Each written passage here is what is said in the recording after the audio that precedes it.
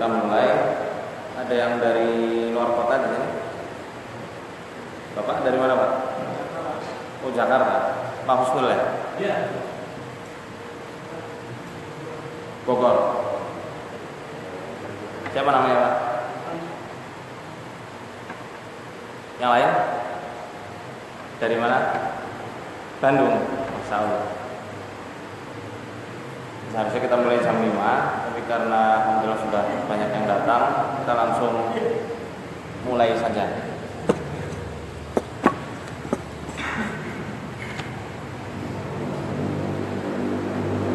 Bismillahirrahmanirrahim. Assalamualaikum warahmatullahi wabarakatuh. Waalaikumsalam warahmatullahi wabarakatuh. Alhamdulillahirabbil alamin. Hamdan katsiran thayyiban mubarakan fi. Asyhadu an la ilaha illallah wahdahu la syarikalah wa asyhadu anna Muhammadan 'abduhu wa rasuluhu la nabiyya ba'dah. Allahumma shalli ala nabiyyina Muhammadin wa ala alihi wa sahbihi wa man tabi'ahu bi ihsanin ila yaumiddin wa ba'du. Sabahul wardah ayyuhal ikhwah. Alhamdulillah pada kesempatan pagi hari ini kita dapat bertatap muka kembali di kajian ilmiah. Sebenarnya kajian mingguan ini adalah kajian rutin kami untuk membahas kitab Wiqayatul Insani Minal Jinni Wasyaitan karya Syekh Wahid Abdus Salam Bali. Alhamdulillah bab 1 kemarin kita sudah selesai. Besok kita akan lanjut ke bab 2 insyaallah. Dan bab 2 lebih banyak kepada prakteknya. Untuk bonus ya. Dan ini adalah kajian yang spesial untuk antum semuanya, khususnya yang baru datang. Masya Allah, datang langsung bahasanya masalah sihir. Alhamdulillah ya, jadi kenapa kami mengadakan kajian Ta'lim Akbar ini ya, Ta'limul Khas masalah sihir? Karena amat sangat urgen sekali. Kalau ini tidak dijelaskan secara gamblang, kalau tidak dijelaskan secara detail dengan penjelasan yang adil, ini bisa sangat membahayakan akidah umat Islam secara keseluruhan. Khususnya mengenai kitab-kitab sihir yang Masya Allah ternyata dipelajari di banyak pesantren-pesantren. Sebenarnya pesantrennya tidak mengajarkan, tapi santri-santri yang kadang kepengen punya kelebihan tersendiri, punya kedikdayaan, kepengen punya karomah dalam tanda kutip, mereka biasanya malah mempelajari kitab-kitab tersebut. Ini yang perlu kita luruskan. Saya juga dari pesantren, dari Jawa Timur, pesantrennya Darussalam Gontor. Dan kiai saya amat sangat melarang tentang apa? Untuk membaca kitab-kitab mujarrabat yang di dalamnya banyak sekali pengajaran-pengajaran masalah sihir.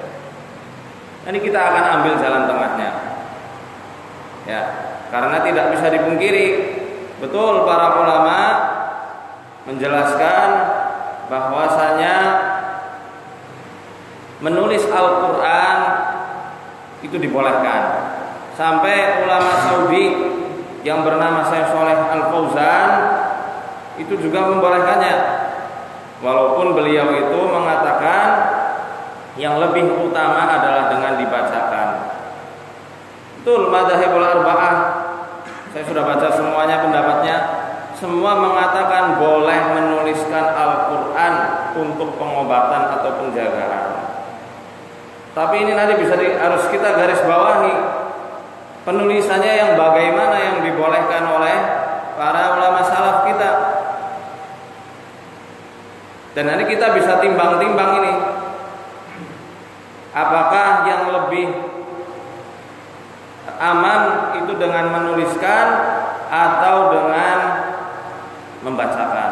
Insyaallah nanti akan kita bahas secara runut, ya, secara urut dari awal definisi sihir, sejarah sihir berkembang di dunia ini. Nanti juga akan kita bahas masalah macam-macam sihir. Ya kalau kita bahas secara detail banget tidak cukup waktunya. Secara umum ya. Dan juga kita akan mengkaji beberapa kitab-kitab yang sudah saya bawa. Ini ada 4 jilid ya. Apakah betul ini punya Al-Imam Al-Ghazali? Apakah betul ini adalah buku yang isinya benar-benar mengkaji masalah hikmah, mengkaji masalah ilmu-ilmu syar'i yang itu dari para wali atau dari para kanjeng Nabi sallallahu, dari para anbiya wal mursalin. Nanti akan kita bahas betul atau tidak. Tunggu ya. Saya harap jangan ada yang ngantuk. Ini pembahasan penting. Pertama, yang akan kita bahas adalah masalah sihir. Pengertian, takrif sihir. Direkam Mas. Ini nanti harus ada di YouTube. Habis itu. Hah? Sudah ini saya sharekan live juga. Semoga ya manfaat. Pengertian masalah sihir. Kalau antum nanti ada yang dari pesantren sini, pesantren dari pondok. Ayo angkat tangan, jangan malu. Anak pesantren. Pesantren mana Mas? Hah? Al? Di mana itu? Bandung. Kalau Masnya sama?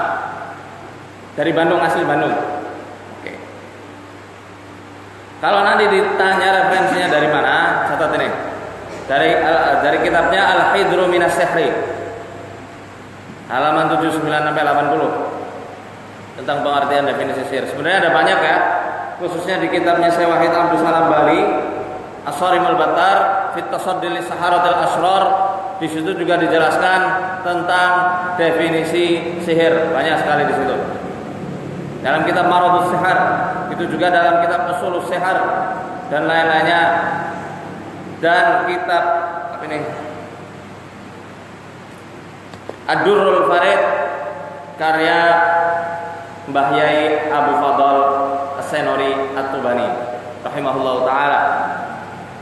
Beliau salah satu ulama sepuh, kiai sepuh di tanah Jawa dari daerah Tuban. Di sini juga ada nanti penjelasannya, akan kita kutip sedikit. Sihir itu apa sih sebenarnya? As-sihru ibaratun an uqadin wa ruqan wa kalamin yatakallamu bihi as-sahiru aw yaktubuhu aw ya'malu syai'an yu'athiru fi badanil mashhuri aw qallabahu aw aqalahu min ghairi mubasharatin lahu. Sihir adalah sebuah ungkapan, ya, ungkapan yang mencakup tentang makna pengikat uqad. Jadi katakan sihir ketika amalannya itu ritual-ritualnya dicampur dengan apa? Ikat mengikat, bukan pramuka ya. Yang dimaksud di sini biasanya uqad yang menggunakan benang, seperti hadis yang pernah kita bahas ketika Rasul Shallallahu Alaihi Wasallam disihir oleh siapa? Labid bin Sabah bin Al-Aqsam. Pernah kita bahas itu kan? Kapan Pak? Itu beliau juga disihir dengan menggunakan ikatan. Pengikatnya biasanya menggunakan, ini saya sedikit jelaskan ya, menggunakan bekas-bekas orang yang akan disihir, baik itu kuku, baik itu bajunya atau rambutnya. Kalau Nabi Shallallahu Alaihi Wasallam beliau disihir menggunakan ceceran rambut yang telah rontok yang ada di sisir beliau. Waruqan, sihir juga sebuah ungkapan yang menyatakan bahwasanya di dalam sihir tersebut ada yang namanya ruqyah atau ruqyah. Apa makna ruqyah? Secara lugawi kemarin kita telah bahas ruqyah artinya apa? Jambi-jambi. Wa kalamin, kalam di sini perkataan atau bisa kita sebut mantra. Yatakallamu bihis sahir. Mantra-mantra, jambi-jambi yang diucapkan oleh para tukang sihir. Au yaktubuhu, selain diucapkan, dirapalkan, sihir-sihir tersebut juga seringnya ditulis oleh para tukang sihir. Atau para tukang sihir ini biasa melakukan suatu ritual yang dengan ritual tersebut mampu menyalurkan efek negatif kepada badan korban orang yang disihir. Au qallabahu, atau membalikkan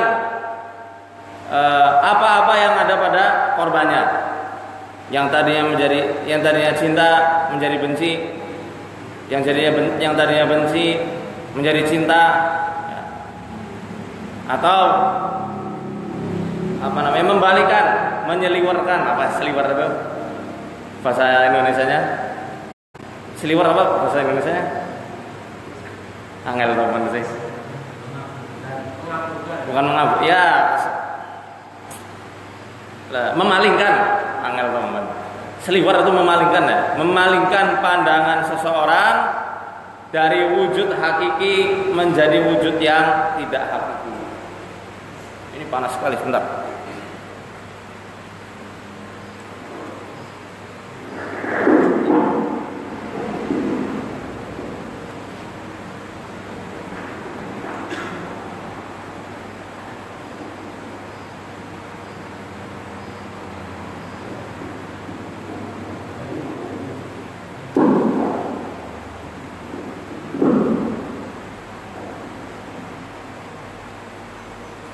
Walahu haqiqah, sihir itu juga mempunyai efek yang nyata. Faminhu ma yaqtul, di antara sihir-sihir tersebut ada yang digunakan untuk membunuh orang. Wa ma yumridu, selain membunuh ada juga yang membuat korbannya itu menjadi sakit-sakitan.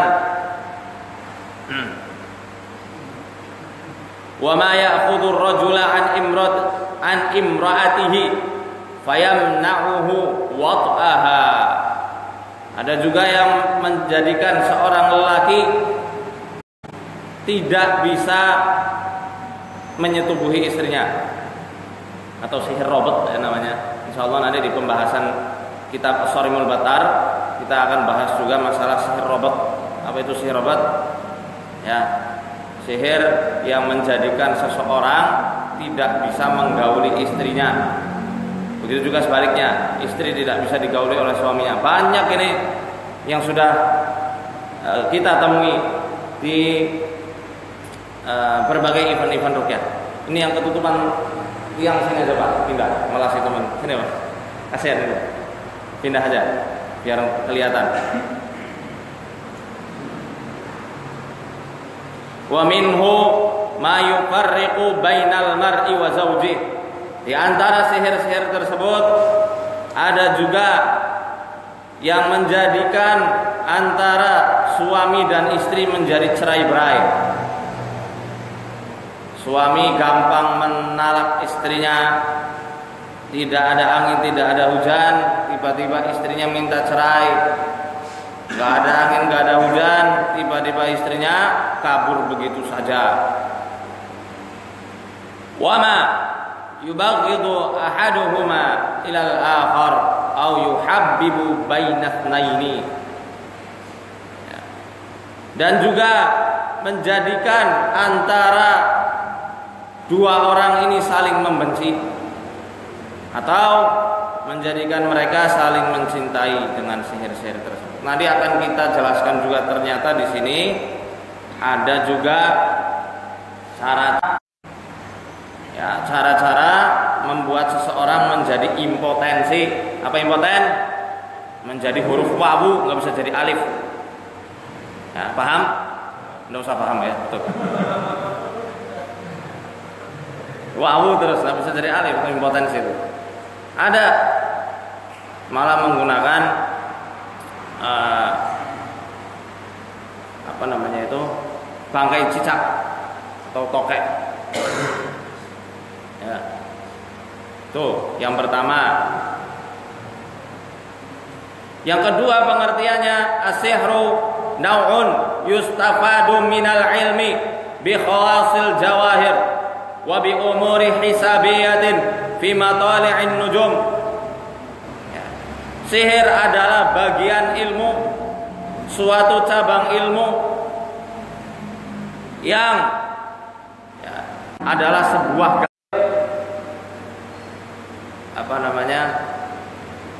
ta'sir, ya, pengaruh-pengaruh dari bintang-bintang yang ada di langit, seperti menyerap energi matahari, kata ta'sir syams, ya, au ta'dhimus syayatin liyusahilu lisahir fa'asur alaihi, atau dengan mengagungkan setan-setan untuk memudahkan dan melancarkan praktek sihir mereka.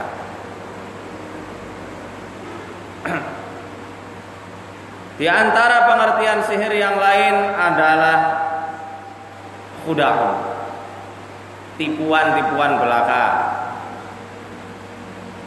Ya.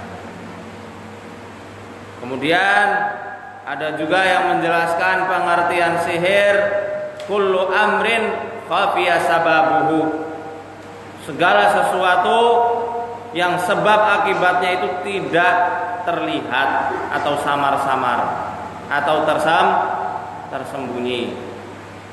Makanya sahara, sihrun itu artinya yang tersembunyi secara bahasa nih, yang tersembunyi atau yang samar-samar. Makanya waktu sahur, kenapa disebut waktu sahur? Di saat itu hari masih gelap dan aktivitas orang masih samar-samar dan tersembunyi. Itulah sahur. Asal katanya sama seperti sihir, sahara, sahur yang artinya samar atau tersembunyi. As-sihru wa tallasmat. Ya, ini yang tadi yang mau kita bahas tadi. Ulumun, yang dimaksud talasim dan sihir ini nggak bisa dipisahkan antara talasim. Yang ini akan kita bahas lebih lanjut, dan ternyata banyak salah paham, dikiranya fatwa-fatwa ulama yang menghalalkan jimat itu termasuk di dalamnya talasim. Tapi itu pemahaman yang keliru, karena yang namanya talasim ini bukan seperti yang dibolehkan oleh para mazhab al-arba'ah, Imam Syafi'i, Imam Abu Hanifah, Syafi'i, Imam Malik, Imam Ahmad bin Hambal. Bukan itu yang dimaksud. Ya, talasim yang dimaksud di sini adalah ulumun bi kaifiyati isti'dadat taqtadirun nufusul basyariyah biha ala ta'thirati fi alamil anasir. Ya. Talasim ini adalah suatu ilmu yang apa ibaratnya menggabungkan antara jiwa manusia dan juga pengaruh-pengaruh alam fi alamil anasir. Jadi alamul anasir adalah sebuah istilah yang dimaksudkan berlawanan dengan alamul aflak. Alamul aflak adalah alam kejadian yang ada di langit dengan adanya bintang-bintang dan planet-planet serta rasi-rasi tertentu. Adapun alamul anasir adalah al-alamul ardi al-madi, elemen-elemen bumi. Wa fihi 'indal falasifah arba'ut tabai. Menurut para filosof, elemen-elemen bumi itu ada 4 elemen. Persis kayak Avatar. Apa aja? Air, angin, api, tanah. At-turab, an-nar, al-hawa, wal ma. Tanah, api, udara, air. 4 elemen ini yang biasanya dimanfaatkan oleh para penyihir ketika mereka menggambar atau membuat mantra-mantra khusus mereka, membuat jimat-jimat yang ada pada mereka. Itu diantara pengertian-pengertian sihir yang saya ambil dari kitab Al-Hidru Minas Sihr ini.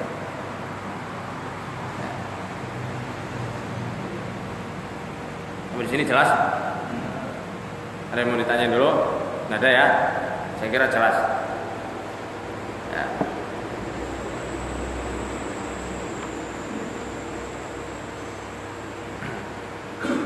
Kemudian tentang sejarah ilmu sihir.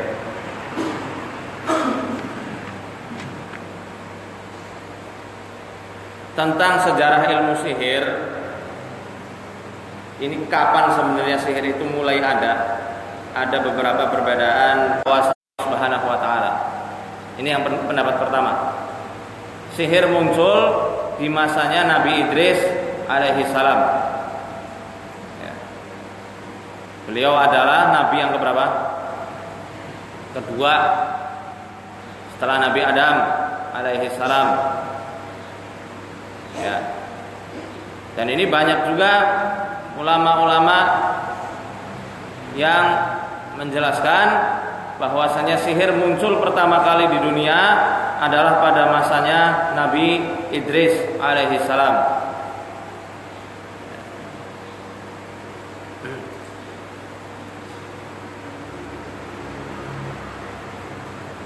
Dalam Al-Quran surat Adz-Dzariyat ayat 52 itu Allah sebenarnya sudah mensinyalir, sudah menyatakan, kadzalika ma atal ladzina min qablihim mir rasulin illa qalu sahirun au majnun. Dan demikianlah tidak ada seorang rasul pun sebelum mereka ini kecuali akan dikatakan oleh para kaumnya sebagai ahli sihir dan orang yang gila. Surat Adz-Dzariyat. Jadi dari ayat inilah para ulama menjelaskan, para ulama berkesimpulan kalau begitu ketika para nabi dan rasul didustakan dengan dikatakan mereka itu adalah tukang sihir atau orang yang gila, maka sudah barang tentu nabi yang pertama diutus oleh Allah Subhanahu wa taala untuk menyampaikan risalahnya adalah Nabi Idris alaihi salam. Dari sinilah para ulama yang mengatakan pendapat pertama ini menyatakan pendapatnya bahwasanya ketika Nabi Idris menyampaikan risalah nubuwahnya kepada para umatnya, beliau pun didustakan dengan sebutan tukang sihir atau orang gila. Ya. Nanti bisa dicek juga dalam Al-Bahrul Muhit bahwasanya di zaman Nabi Idris pula peradaban manusia sudah mulai berkembang. Abu Hayyan rahimahullah, beliau mengatakan Idris huwa jaddu Abi Nuh wa huwa aknuh. Jadi Nabi Idris ini kakek buyutnya Nabi Nuh alaihi salam. Wa huwa awwalu man nadhara fin nujum.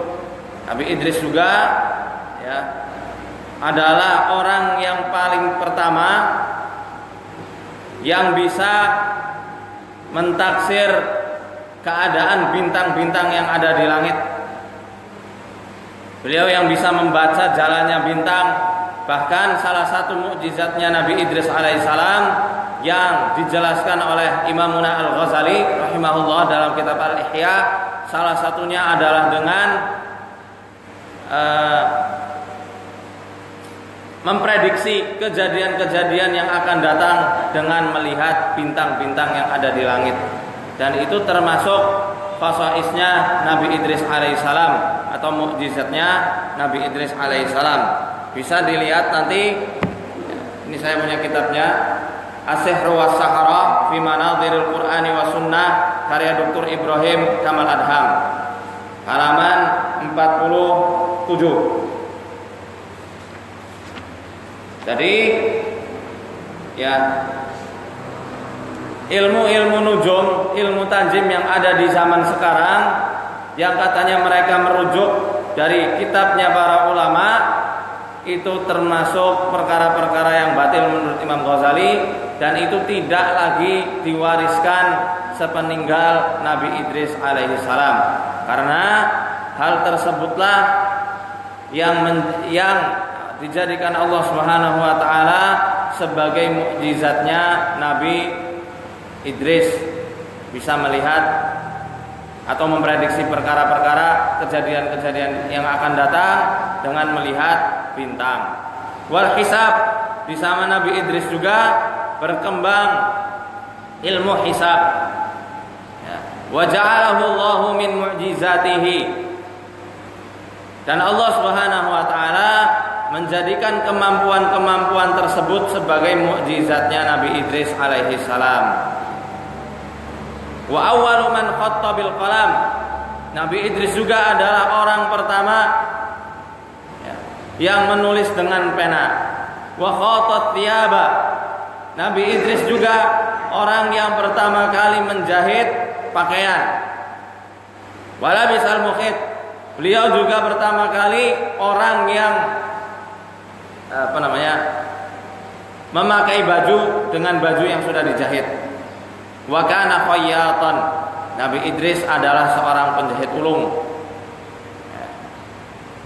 Wa kanu qablu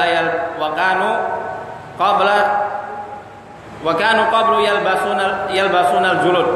Dan kaum-kaum sebelum Nabi Idris alaihissalam, mereka memakai kulit-kulit hewan yang sudah disamak. Di zaman Nabi Idris awal mula orang-orang itu memakai pakaian yang sudah dijahit. Maka dari itu wa awwalu mursilin ba'da Adam. Dan Nabi Idris adalah nabi yang pertama diutus oleh Allah Subhanahu wa taala untuk menyampaikan risalah nubuwah setelah Nabi Adam alaihissalam. Wa awwalu man ittaqadal mawazina wal makayil. Beliau adalah orang yang pertama menakar timbangan wal aslihah. Beliau juga yang orang pertama yang menciptakan senjata-senjata. Faqatala Bani Qabil. Yang dengan senjata-senjata tersebut Nabi Idris alaihi salam memerangi anak cucunya Qabil. Siapa Qabil? Yang membunuh anaknya siapa itu? Nabi Adam alaihi salam. Oleh sebab inilah para ulama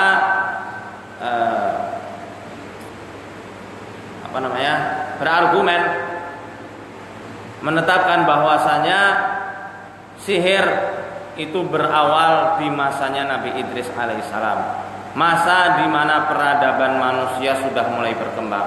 Maka dari itu setan-setan ini selalu update. Oh iya, mereka tuh selalu update di setiap perkembangan masa dan zaman. Ya, ketika peradaban manusia mulai berkembang, setan di situ juga akan ikut andil. Sama halnya seperti di zaman sekarang. Sihir-sihir pun sudah mulai modern. Kalau zaman dulu sihir menggunakan dupa, menyan gitu ya, menggunakan ritual-ritual yang menakutkan, yang horor. Di zaman sekarang sihir bisa menggunakan internet. Oh iya, sihir bisa menggunakan inbox Facebook gitu. Adalah kode-kode khusus. Ada kode-kode khususnya yang menjadikan orang itu akhirnya terhipnotis hanya dengan melihat kodenya. Ada contohnya. Ada beberapa contohnya. Hadir nggak di sini? Ada juga yang disihir melalui WhatsApp, melalui SMS. Makanya setan-setan selalu update. Setiap peradaban manusia ini berkembang, di saat itulah mereka akan menyusup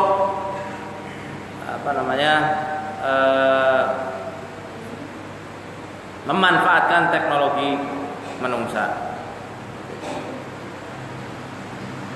Tetapi pendapat yang paling kuat menurut para ulama adalah pendapat yang mengatakan bahwasanya sihir pertama kali muncul di eranya Nabi Nuh alaihi salam. Wallahu a'lam bishawab. Ini pendapat yang paling kuat versi para ulama. Ya.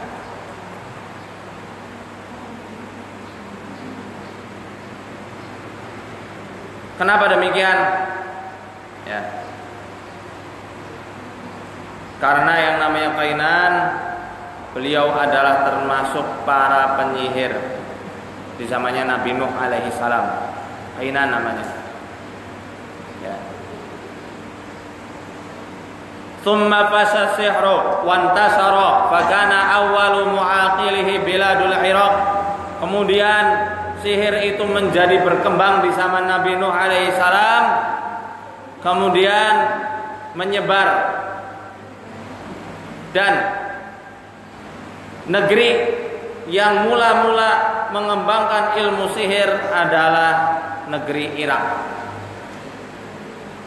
Ya, negeri mana? Irak. Ini sejarah awal mula sihir itu berkembang di dunia. Mula-mula ada di negeri Irak. Kan Mesir nanti. Dari Irak nanti baru ke Mesir. Ada sejarahnya. Di Irak dulu, baru nanti berkembang sampai ke orang-orang Kipti di Mesir. Dan orang-orang Kipti di Mesir ini mengembangkan sihir lebih dahsyat daripada orang-orang Kildaniyin atau Kisdaniyin, Suryaniyin yang ada di daerah Nabat, Irak. Lebih hebat lagi. Nanti itu. Jadi perkembangan awal mula sihir itu awalnya ada di mana? Irak. Dan ini sudah dijelaskan oleh Allah Subhanahu wa taala dalam Al-Qur'an. Sudah dijelaskan oleh Allah dalam Al-Qur'an surat Al-Baqarah ayat berapa? 102. Irak di zaman dulu ya, peradabannya masuk ke dalam peradaban Babilonia. Babilonia kuno. Era-era Babylon. Dan sudah dijelaskan dalam surat Al-Baqarah ayat 102. Wattaba'u ma tatlu syayatin ala mulki Sulaiman wa ma kafara Sulaiman walakinna syayatin kafaru yu'allimuna an-nasa as-sihra wa ma unzila 'ala al-malakaini bi Babila Harut wa Marut. Wattaba'u ma tatlu syayatin ala mulki Sulaiman. Mereka para tukang sihir mengikuti apa yang dibacakan oleh para setan pada masa kerajaan Nabi Sulaiman alaihi salam. Ya, ayat ini sebenarnya menepis tuduhan para Yahudi dan Nasrani yang menuduh bahwasanya Nabi Sulaiman alaihi salam itu para tukang. Dan tidaklah sekali-kali tidak Nabi Sulaiman itu kafir kepada Allah Subhanahu wa taala. Tapi siapa yang kafir?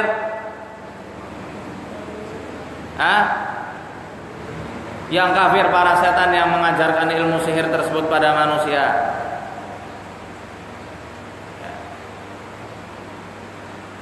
Dan sihir ini diturunkan pertama kali dengan sebuah cobaan dua malaikat Harut dan Marut di negeri Babil. Satu ayat sebenarnya dua kisah nih. Pertama, untuk menepis Nabi Sulaiman alaihissalam, beliau itu tidak kafir, beliau itu mempunyai mukjizat. Yang kedua, Allah menceritakan bahwasanya awal mula sihir ini berkembang ada di negeri Babilon Babilonia yang sekarang ada di Irak. Wa ba'a bi hamli itnihi al-Kildaniyun wal Kisdaniyun fantasara fihim at-tanjim wa ibadatul kawakib fa arsalallahu azza wa jalla Ibrahim alaihi salam fihim rasula. Ya. Dosa ini akan terus bergulir kepada kaum Kildan dan juga Kisdan. Dua kaum inilah yang menyebarkan tentang ilmu nujum, ilmu tanjim. Apa ilmu nujum, ilmu tanjim, ilmu perbintangan. Ya.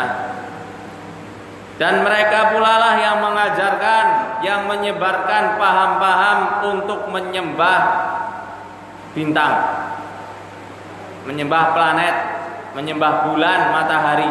Makanya dalam surat Al-An'am di juz 7 itu Nabi Ibrahim alaihissalam sempat mencari-cari siapa sebenarnya Tuhanku. Falamma janna alaihi al-lailu ra'a kaukaba. Falamma afalat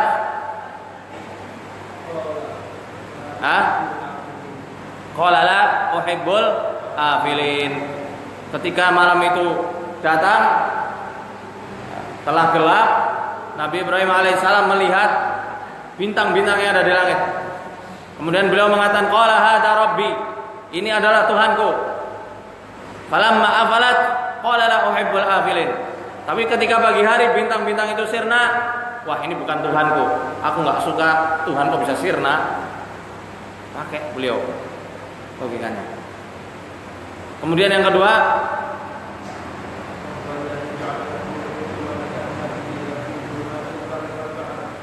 bukan ayat setelahnya. Falamma janna alaihi al-lailu ra'a kawkaba qala hadza rabbi falamma afalat qala la uhibbul afilin. Falamma ra'al qamara bazighan qala hadza rabbi falamma afala yahdini rabbi. Sudah tuh.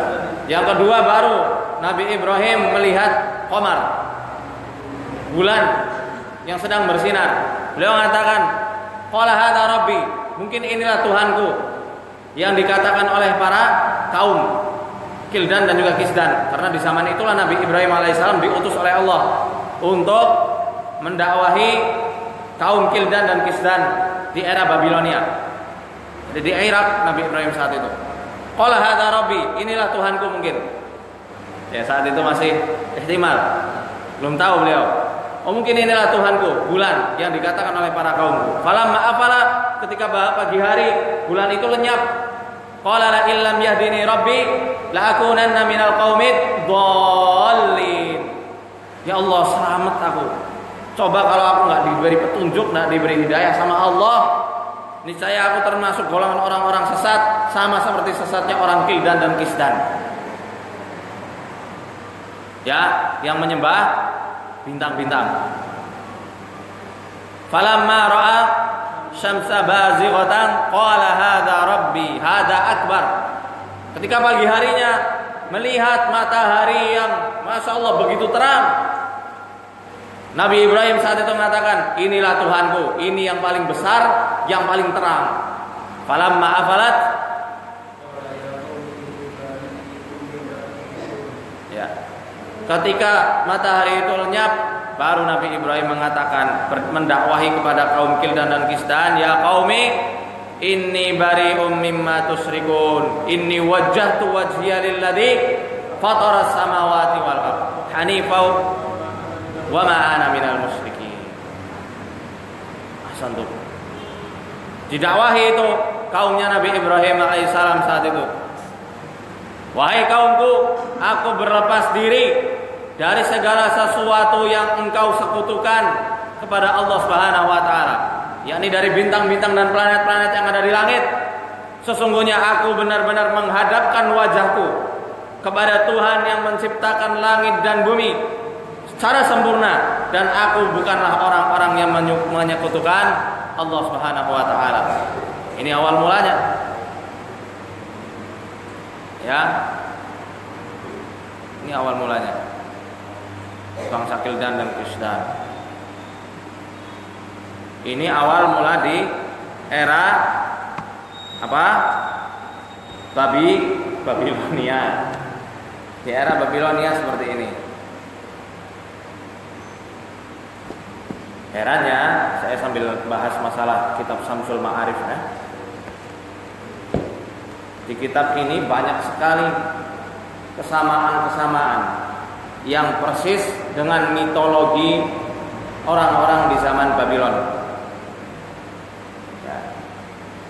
Al-Jassas, yakni Abu Bakar Ar-Razi, beliau pernah mengatakan bahwasanya ahlu Babil, para penduduk kaum Babilonia kuno, kanu sobiin, mereka adalah bangsa sobiin, ya'budunal kawakib as-sab'ah, yang menyembah 7 bintang. 7 bintang ini yang suka melintasi bumi versi mereka. Wa yusammunaha alihatan, dan mereka menamai bintang-bintang tersebut dengan nama dewa-dewa tertentu. Wa ya'taqiduna anna hawadithal alami kulliha min af'aliha, dan mereka mempercayai bahwasanya segala apa yang ada di alam ini, seluruh kejadian dan peristiwa yang ada di dunia ini, itu tidak lepas dari ketentuan bintang-bintang yang ada di langit, persis yang ada di sini. Karena dicek aja lah dalam mukadimahnya, saya tidak mungkin baca satu persatu. Dan dalam kitab Al-Awfaq pun demikian. Halaman pirang ya. Sudah.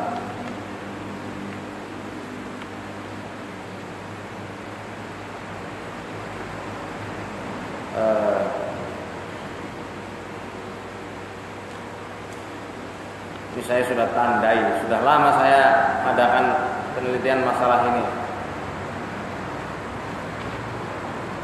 Semenjak saya masih di Mesir sampai saat ini, di kitab ini membahayakan.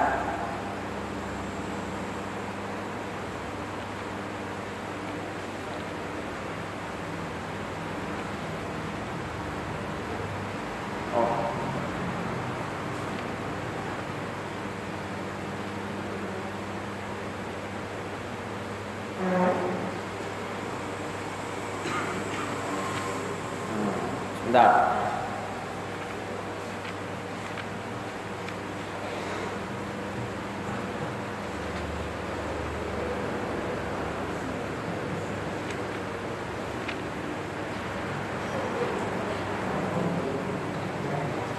Sudah, nanti lagi lah. Ahlul Babil juga mereka menjelaskan bahwasanya planet-planet tertentu ya, seperti Mustari, Al-Mustari ini planet Jupiter ya. Planet Jupiter itu mereka ketika pengen menyerap energi planet Jupiter harus menggunakan dukhon, beberapa menyan atau dupa-dupa yang diasapkan ya. Warruqa wal uqad wan nabat 'alaiha. Itu juga dengan ada mantra-mantra khusus dan ikatan-ikatan tertentu serta subuk dengan tiupan ya. Ini untuk mengundang kekuatan atau energi planet Jupiter. Wa man talaba syai'an minas syarri wal harbi wal maut wal bawar li ghairihi taqarraba bi za'mihi ila zuhal. Kalau kepengen sesuatu yang buruk ya, untuk memerangi seseorang, membunuh seseorang, menyengsarakan seseorang, maka menurut kepercayaan Babilonia mereka akan mendekatkan diri pada planet Zuhal, Venus, bima yuwafiquhu min dzalik. Wa man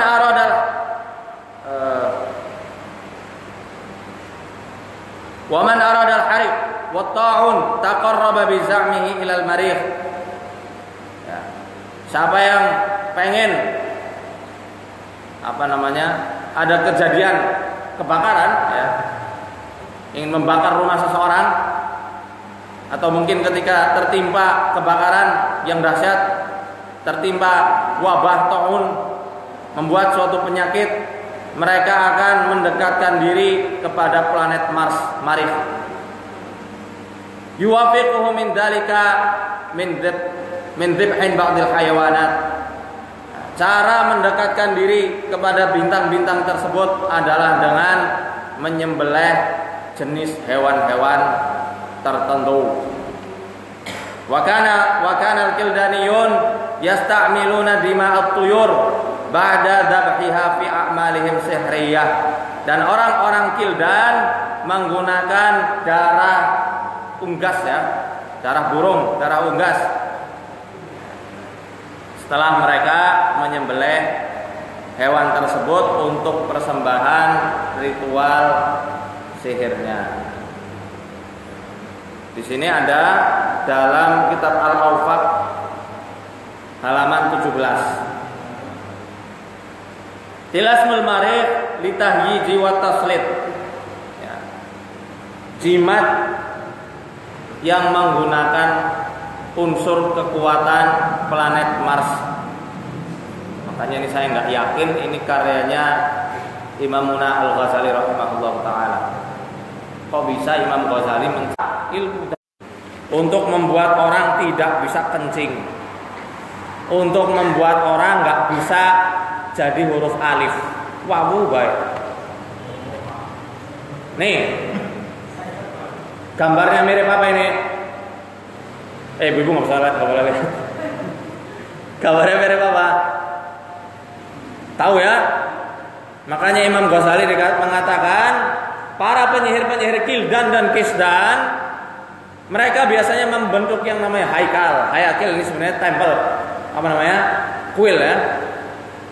Tapi yang dimaksud Imam Ghazali di situ adalah bentuk rupa yang rupanya itu hampir mirip seperti organ tubuh yang hendak disihir, atau menyerupai bentuk tubuh orang yang hendak disihir. Contoh ini babu litaslitil wazn fil dzakari au fil farji. Bab yang menjadikan orang impotensi, tidak bisa berdiri. Ditulis pada kulit tokek, ada ini burung gagak ya, pada daging burung gagak, kemudian dikubur di pintu orang yang hendak disihir, sehingga kalau dia melangkahi tolasimnya sihir tersebut, maka orang tersebut secara otomatis langsung impoten. Ini ada gambarnya. Betul ini punya Imam Ghazali? Betul enggak? Ada yang masih mengatakan ini punya Imam Ghazali? Saya enggak paham betul kalau masih ada yang kekeh mengatakan ini punya Imam Ghazali. Pertama tadi merampok orang, menundukkan seseorang, hatta yu'tika ma turid min malin au imratin. Menundukkan seorang sampai apa? Memberikan apa yang kamu mau, baik dari hartanya, kamu minta uang berapa banyak, mau minta mobil, minta rumah, dikasih sama orang tersebut. Ini kitab hikmah sekarang ngendi? Ya ora. Kayak gini katanya kitab ulama sih ngendi, ulama sihir.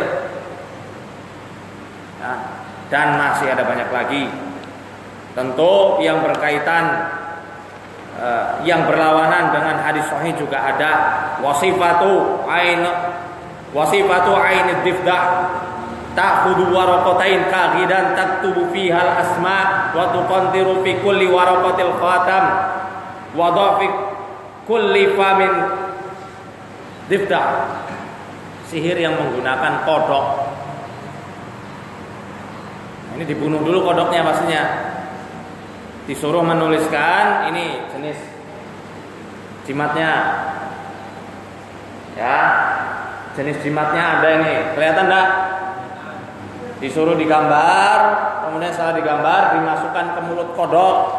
Kodoknya udah dibunuh itu dan dikubur di dua tempat berlawanan di area air yang mengalir, ya biasanya di samping lepen. Tadi yang sudah kita jelaskan, garis-garis yang majhul, garis-garis khusus, garis-garis tertentu dan simbol-simbol yang tidak diketahui maknanya, itu yang namanya tolasim. Wa ta'tirul arwahis sarirati, bukan sarirati ya. Mereka mempunyai kepercayaan tentang adanya efek-efek arwah yang jahat. Ila ghairi dzalika. Ternyata di kitab yang katanya ini kitabnya para ulama, kitabnya ulama, di sini dijelaskan halaman 19. Jilid 1. Nah, ini dia. Ada yang lahiran 90-an? Cung. 90-an? Cung. Jangan nipu ya. 90-an, cung. 90-an. 89, 88, 87. Oke. Tahu film Senseiya? Kartun Senseiya, gimana ceritanya itu? Kelalen ya, nanti lihat lagi lah, atau beli komiknya. Aquarius, Libra, Sagittarius, Gemini, Leo, Cancer, kanker tuh. Amanin Pisces, Virgo, Taurus, Aries, Capricorn, satu lagi apa? Scorpio. Ketahuan nih sering beli majalah ngeliatin zodiak. Gimana? Jangan, saya juga dulu waktu nggak tahu gitu.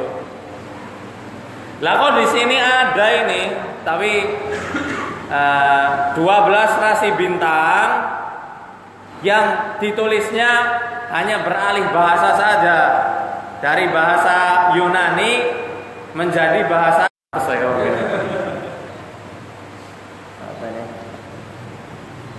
Sarton. Sarton itu kepiting, Cancer. Mizan, timbangan, Libra. Lah kok ada zodiak-zodiak di kitab ini? Apa ya ulama Islam mencampur adukan antara mitologi Yunani yang penuh kesyirikan. Ini kan sejarahnya kayak film Senseiya itu, Zeus, ya kan? Sampai ada itu yang dikisahkan di Virgo ada mana itu? Yang dewa Zeus itu selingkuh. Masih ingat? 12 ksatria yang diadopsi dari 12 zodiak ini kan penjaga tempel, penjaga kuil kan, yang menjaga siapa? Dewi siapa? Itu juga salah satu mitologi Yunani itu, dewanya mereka. Lah ini kok katanya ulama Islam, katanya karangannya ulama, kok ada rasi-rasi bintang semacam ini? Mungkin apa enggak? Saya yakinlah para ulama. Aduh, hujan. Sekarang nama Aswaja lagi jelek banget. Jangan tambah jelek. Jangan ditambahi dengan adanya praktek-praktek sihir semacam ini. Ayolah kita bangkit. Masalah kesyirikan, masalah bid'ah, bukan hanya urusan warga samping saja, tapi urusan kita juga, betul enggak? Betul. Kita punya mas'ul. Untuk apa? Menjaga kemurnian Islam. Seenggaknya jangan ditambah, jangan jangan dihancurkan lagi dengan praktek-praktek semacam ini. Lagi di halaman 45. Ini kajian sampai jam 7. Mau? Banyak soalnya yang perlu kita bahas, yang perlu kita bongkar. Ya. Halaman 45 pojok kiri mandan atas. Pojok kiri mandan atas. masih di jilid pertama, kitab Syamsul Ma'arif. Ya, ini yang di Facebook banyak protes ini. Disuruh datang nggak mau, kerjaannya ngeluh di Facebook. Padahal yang dari Bogor ada, yang dari Bandung ada, masya Allah. Saya salut, semoga Allah berkahi antum semua ya. Amin. Kita aminkan, amin. Halaman 45. Wa idza arata, apabila kamu kepengen apa ini? Ittikhadhu ikhwana minal jinni mu'minin, ya. Yuqduna hajataka wa yas'auna fi mardatika. Kalau kamu kepengen mendapatkan teman-teman dari bangsa jin mukmin supaya mereka bisa memenuhi keperluanmu, ya, dan memenuhi segala apa-apa yang kamu inginkan. Mana ini? Fabda bisawmi yawma perlu disebutkan ya ini. Maka ya, awalilah tirakatmu dengan berpuasa di hari titik-titik ya. Ila yaumin titik-titik. Ya. Ini kitab kalau memang betul karya ulama Islam, ulama Ahlus Sunnah wal Jamaah, tidak mungkin mengajarkan cara mendapatkan khodam, cara mendapatkan teman-teman dari bangsa. Ini jelas menyelisihi Al-Quran, seperti yang Allah firmankan dalam surat Al-An'am ayat 128 di juz 8. Betul nggak? Tolong cek Al-An'am ayat 128. Tolong dibacakan Pak Fuad. Wa yauma yahsyuruhum jami'an ya ma'syaral jinni qad istaktartum minal insi wa qala awliya'uhum minal insi rabbana istamta'a ba'duna bi ba'di wa balagna ajaluna alladhi ajjalta lana qala an-naru mathwaakum khalidina fiha. Nah, cukup sampai sini dulu. Dan ingatlah di hari Allah Subhanahu wa taala mengumpulkan manusia dan juga jin.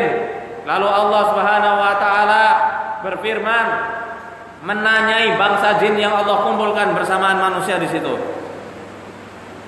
Ya ma'syaral jin qad istaktartum, wahai bangsa jin, wahai sekalian bangsa jin, kalian telah banyak menyesatkan manusia. Siapa yang jawab saat itu? Wa qala awliya'uhum minal insi. Dan berkatalah teman-teman bangsa jin dari bangsa manusia, Rabbana istamta'a ba'duna bi ba'di wa balagna ajalana alladhi ajalta lana. Ya Allah, wahai Tuhanku, ya, sesungguhnya kami ketika di dunia saling menyenangkan satu sama lainnya. Muhammad bin Ka'ab pernyataannya dikutip dalam tafsir Quranil Azim karya Ibnu Katsir rahimahullah, bahwasanya yang dimaksud istimta dalam ayat itu adalah as-sahabatu fid dunya, hubungan persahabatan antara manusia dan juga jin di alam dunia.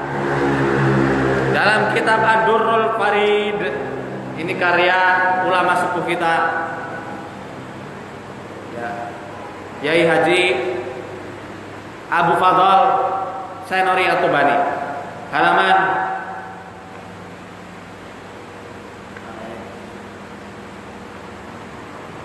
halaman 250. Pasal tentang sihir, anwa'us sihir.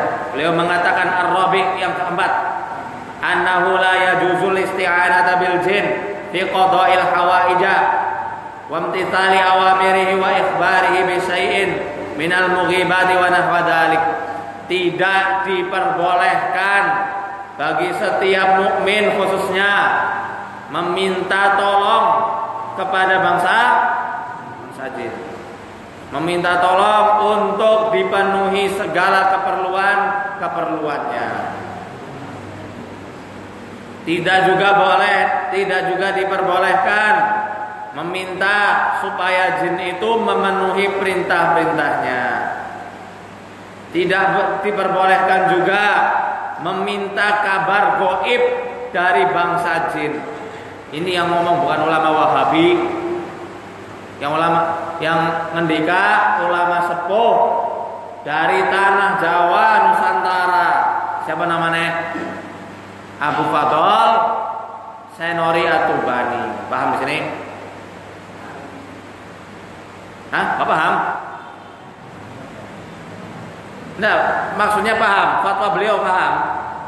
Fatwanya paham, Bu? Paham nggak? Intinya, Yai Abu Fadl mengatakan haram hukumnya meminta tolong kepada jin. Baik itu minta dipenuhi keperluan-keperluan kita, baik itu kita meminta kepada jin memenuhi apa yang kita perintahkan, ataupun meminta kabar-kabar gaib kepada bangsa jin, hukumnya haram. Paham di sini? Misal besok mau kejadian apa ini? Jin, coba kamu sana tengok di langit apa yang dikatakan para malaikat. Tidak boleh. Jin sini, coba itu orang lagi sakit apa itu? Juga tidak boleh. Ya, ini sama kata Yai Abu Fadl termasuk bagian dari minta tolong kepada bangsa jin yang diharamkan. Wastimta'ul jinni bil insi wa ta'zimuhu iyyahu. Di antara istimta, saling menyenangkan antara manusia kepada bangsa jin adalah perlakuan manusia, ritual-ritual manusia yang mengagungkan bangsa jin. Jin itu senang banget kalau diagung-agungkan. Kenapa demikian? Mereka kan sebenarnya derajatnya lebih rendah dari manusia, tapi diagung-agungkan sama yang makhluk itu derajatnya lebih tinggi daripada bangsa jin. Ibaratnya kita dipuji-puji jenderal Gatot Nurmantio misalnya. Kita dipuji-puji beliau, senang apa enggak? Kepalanya membesar itu kayak balon. Pastinya senang pisan kan? Dipuji jenderal atau dipuji kiainya, dipuji ustadznya, senang enggak? Sama halnya seperti jin yang diagung-agungkan sama manusia. Ya. Maka dari itu ini bukan termasuk karya ulama dan tirakat-tirakatnya batil. Ya, tidak dibenarkan. Oke. Kemudian ya.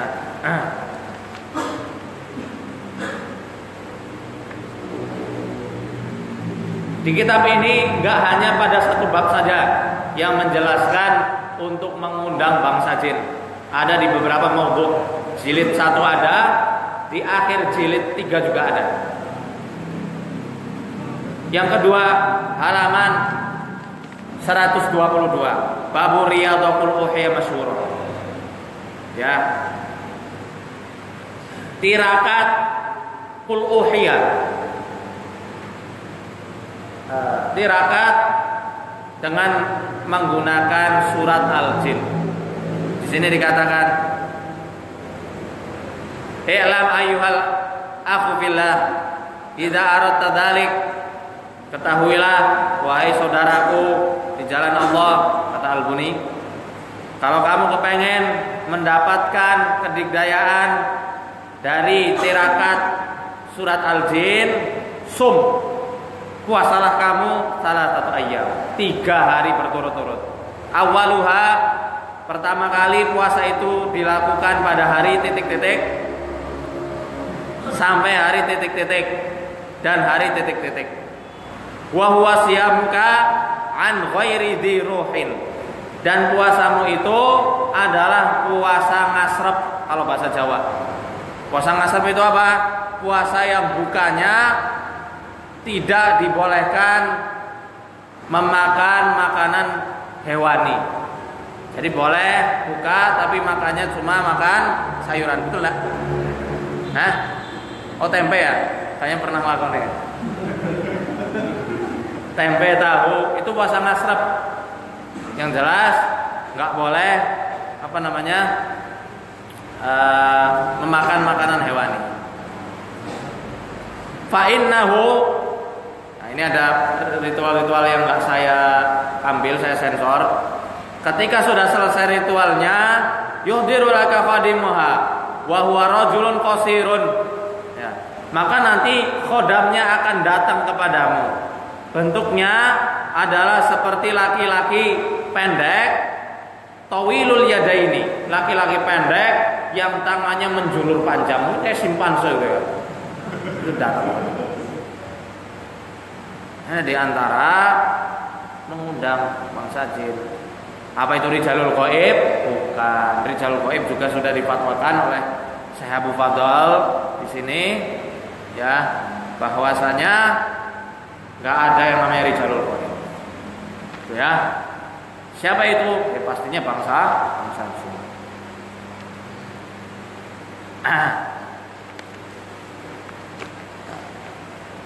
Ada banyak ini, saya sudah tandai sudah lama.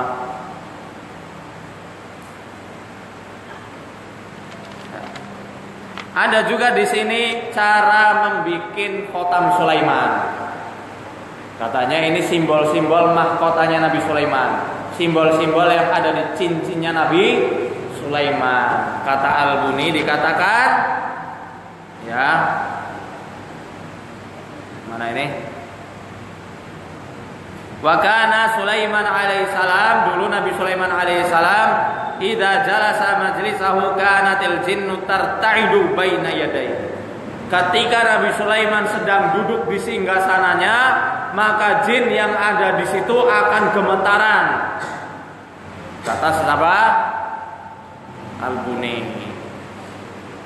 Min mahabatihi wa makhafatihi. Gemetaran karena jin itu, karena wibawanya Nabi Sulaiman, dan juga jin itu takut sama Nabi Sulaiman.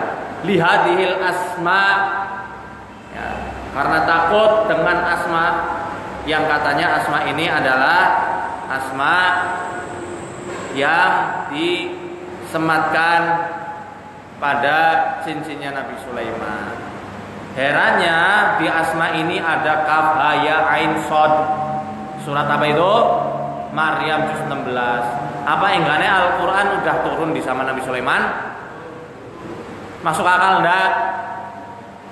Enggak masuk akal. Secara logikanya enggak masuk-masuk. Masa iya ayat Al-Quran katanya sudah ada di zaman Nabi Sulaiman, sedangkan Al-Quran itu khusus punya siapa? Sedangkan Nabi Sulaiman dulu kitabnya ngikut bapaknya. Apa? Zabur. Bapaknya Nabi Sulaiman siapa sih? Daud alaihissalam. Kitabnya Nabi Daud apa? Pinter. Nah, kok di sini dikatakan ada nama-nama khusus yang akan memanggil 4 raja jin ifrit, yang mana 4 raja jin ifrit katanya Al-Buni ini telah disebutkan oleh Allah dalam Al-Quran surat An-Naml ayat 39. Qala ifritum minal jinni ana atika bihi qabla an taquma maqamik wa ana alaihi laqawiyyun amin. Dan berkatalah ifrit kepada Nabi Sulaiman, wahai rajaku Sulaiman, aku akan mendatangkan singgasana Ratu Bilqis. Padahal jarak tempuh antara negeri Nabi Sulaiman yang ada di Palestina ke Sabah. Sabah itu di mana? Yaman, bukan Wonosobo ya. Negeri Sabah itu ada di Yaman, bukan Wonosobo. Ada di Yaman. Itu kata Syekh Mutawalli Asy'arawi, 4 bulan perjalanan di masa itu. 2